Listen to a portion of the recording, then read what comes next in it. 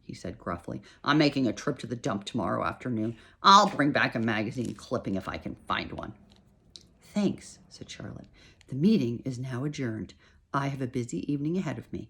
I've got to tear my web apart and write terrific. Wilbur blushed.